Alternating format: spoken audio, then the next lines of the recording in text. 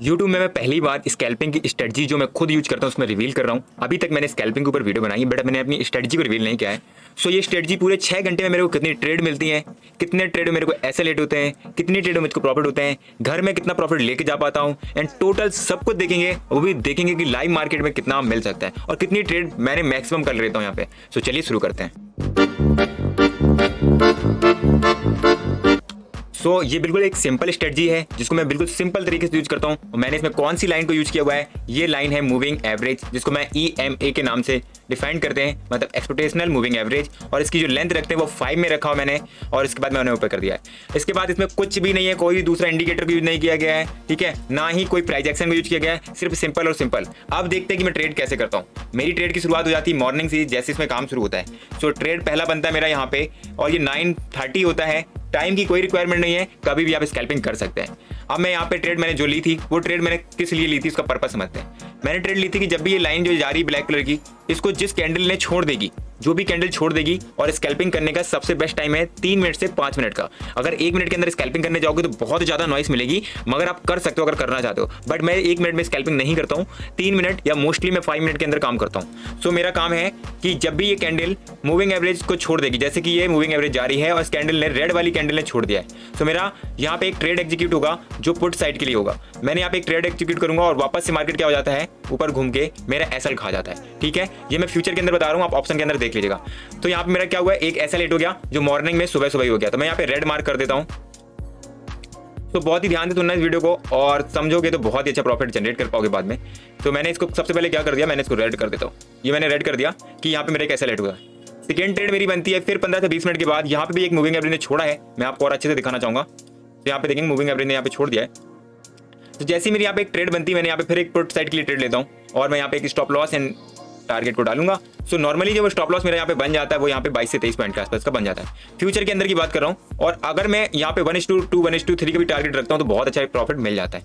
सो मैंने यहाँ पे मानता हूँ कि जितना मैं टारगेट लेना चाहता हूँ उतना मेरे को मिल जाता है। सो मैं यहाँ पे एक ग्रीन लाइट जला देता हूँ। तो ये मेरा सेकेंड ट्रेड हो जाता है और मेरे को 10 बजे के अंदर अंदर 2 ट्रेड मिल गए। स्कैल्पिंग में जल्दी ट्रेड मिलते हैं क्योंकि स्कैल्पिंग स्ट्रेटजी इतनी पावरफुल होती है। चलिए थर्ड ट्रेड की बात कर लेते हैं। अब थर्ड ट्रेड मेरे को कहाँ पे मिलता है, थर्ड ट्रेड मेरे को मिलता है 10 बजे के अराउंडिंग मेरे को एक ट्रेड मिल जाता है। और 10 बजते हैं यहाँ पे एक ट्रेड बनता है मेरा, वो ट्रेड बनता है मेरे को बाइंग साइड के लिए। अभी मैंने पुट बाइंग करी थी, अब मैं कॉल बाइंग कर रहा हूँ यहाँ पे। तो मेरा यहाँ पे एक जो ट्रेड बना, मैंने यहाँ पे ट्रेड लिया और उसका मैंने स्टॉप लॉस एंड टारगेट को डाला। जैसे ही मैंने यहाँ पे टारगेट और स्टॉप लॉस को डाला तो मेरा स्टॉप लॉस एंड टारगेट बन जाता है। और इसके बाद मार्केट काफी इजीली बहुत ऊपर तक जाता है, बट मैं इतना ऊपर नहीं लूंगा। मेरे का 1:2, 1:3 का टारगेट चाहिए और इससे ज्यादा टारगेट नहीं लेता हूँ स्कैल्पिंग के अंदर मैं बेसिकली। और जितना स्टॉप लॉस बनता है मैं स्टॉप लॉस देने की भी ताकत रखता हूँ। चलिए एक और यहाँ पे मेरा प्रॉफिटेबल ट्रेड बनता है, तो मैं यहाँ पे भी ग्रीन लाइट कर देता हूँ। सो आप बहुत ही ध्यान से समझना कि मैं सिर्फ मूविंग एवरेज जब भी छोड़ देता है कोई भी कैंडल, तब भी मैं buying and put buying and call buying को कर लेता हूँ। सो मैं यहाँ पे कोई भी दूसरी स्ट्रेटजी को यूज नहीं कर रहा, ना कोई प्राइस एक्शन को यूज कर रहा हूँ। थर्ड ट्रेड जब भी बनेगा तब देखते हैं। अभी यहाँ पे कोई भी एक ऐसा ट्रेड नहीं बना है एंड यहाँ पे फोर्थ ट्रेड बनता है मेरा। तो आप देखेंगे यहाँ पे एक ट्रेड बना, और ये ट्रेड कैसे बना कि इसने मूविंग एवरेज को छोड़ दिया। जब मूविंग एवरेज को छोड़ा तो मैंने यहाँ पे क्या किया, अपना टारगेट एंड स्टॉप लॉस को लगाया और अपना अच्छा खासा टारगेट को मैंने यहाँ पे एक्सपेक्टेशन किया। तो यहाँ पे मेरे को एक ट्रेड मिल गया बहुत बढ़िया, मैंने एक अच्छा खासा प्रॉफिट को जनरेट किया। तो मेरा एक ट्रेड ये भी हो जाता है। तो अभी तक हमने 4 ट्रेड लिए हैं और जिसमें एक ट्रेड में लॉस हुआ है, 3 ट्रेड मेरे प्रॉफिटेबल गए। एक और ट्रेड है, मैं इसको छोड़ दे रहे थे, ये ट्रेड है और इस पर भी मेरा क्या हुआ कि मैंने जो टारगेट में स्टॉप लॉस लगाया तो ज़्यादा नीचे तक गया नहीं मार्केट। यहाँ पे मेरा स्टॉप लॉस हिटिंग के भी चांसेस हैं। हाँ, मेरा यहाँ पे स्टॉप लॉस हिट हुआ है तो मैं यहाँ पे एक रेड मार्क कर देता हूँ। तो अभी मेरे को 5 ट्रेड हो गए हैं और फाइनली मेरे 2 ट्रेड यहाँ पे लॉस गए हैं, एक तीसरा ट्रेड। अभी मेरे को 12 बजे हैं और 12 बजे तक मैंने 5 ट्रेड ले लिए हैं। मैक्सिमम इससे ज़्यादा ट्रेड लेता नहीं हूँ, और 5 मेरे लिए बहुत ट्रेड हो गए। चलिए और आगे बढ़ते हैं और आगे देखते हैं कि पूरे दिन में ट्रेड मिलता है कि नहीं मिलता। अभी तो फिलहाल यहाँ पे कोई ट्रेड नहीं मिला है, यहाँ पे किसी भी कैंडल ने नहीं छोड़ा है। छोड़ने के बाद उसके ऊपर हाई हाई फॉर्मेशन बनना चाहिए। जैसे कि हाई हाई फॉर्मेशन की बात कर रहा हूँ कि एक कैंडल ये है, इस कैंडल के बाद जिसने अगर छोड़ा है तो सेकेंड कैंडल इसके ऊपर हाई हाई बन जाना चाहिए, तब तो हम ट्रेड करेंगे, वरना ट्रेड कैसे कर पाएंगे इसकी। ओके, तो ये चीजें आपको ध्यान में रखनी पड़ेगी। और मैं आता हूँ, अभी 12 से 1 बजा है और एक ट्रेड और मिलता है हमको। वो ट्रेड मिलता है 1:05 के अंदर, जिसमें मैं यहाँ पे जैसे ही कैंडल छोड़ती है मैं यहाँ पे ट्रेड डालता हूँ और टारगेट स्टॉप लॉस जैसे मैं यूज करता हूँ वैसे मैं यूज कर रहा हूँ। नॉर्मली मैं वैसी तरह ट्रेड लेता हूँ और यहाँ पे देखेंगे तो बेसिकली बहुत बेहतरीन ट्रेड बना। एक ही ट्रेड मैंने सारा प्रॉफिट को जनरेट करके दे दिया। तो काफ़ी अच्छा, मैं इतना ज़्यादा लूंगा नहीं, मैं मेरा 1:2 1:3 का टारगेट रहता है, बट मार्केट अगर ज़्यादा देना चाहता है तो मैं इसमें कोई वो नहीं करता हूँ, ले लेता हूँ। तो यहाँ पे मेरी टोटल कितनी ट्रेड बनती है, मैं यहाँ पे ग्रीन ट्रेड है हमारा, तो अभी इसको भी हटा देता हूँ।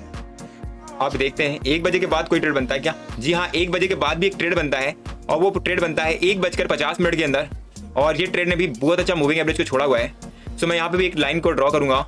ड्रॉ करने के बाद आप देखो कि मार्केट ने काफ़ी अच्छा मोमेंटम दिखाया, बट अब मैंने आपको बताया ना कि 1:2 1:3 से ज़्यादा मैं लेता नहीं हूँ। तो यहाँ पे मेरा एक ट्रेड बन जाता है, बहुत अच्छा रहता है। सो फाइनली ये भी डन हो जाता है, और टोटल ट्रेड गिन लेते हैं कितने हुए और कितने लॉसेस हमने दिए हैं ये भी देख लेते हैं, क्योंकि लॉस भी तो बहुत जरूरी है कि लॉस हमने कितना दिया है।